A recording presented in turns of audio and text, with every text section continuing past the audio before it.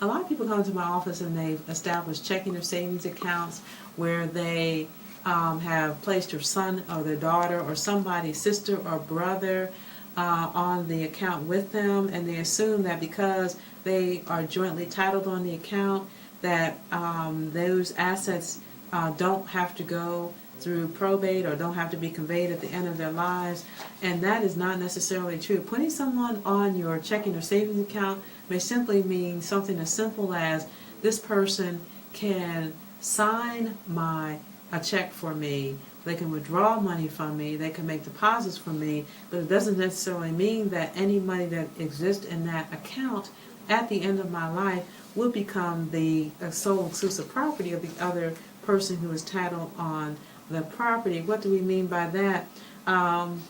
If you set up an account, is what we call a right of survivorship joint tenancy with right of survivorship account.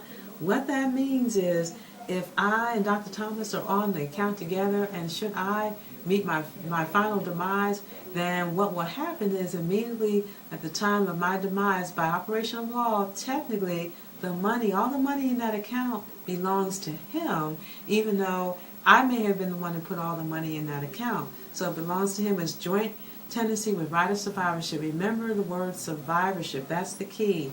Or a POD account, payable on death account. What that also means is a payable on death means it belongs to one person.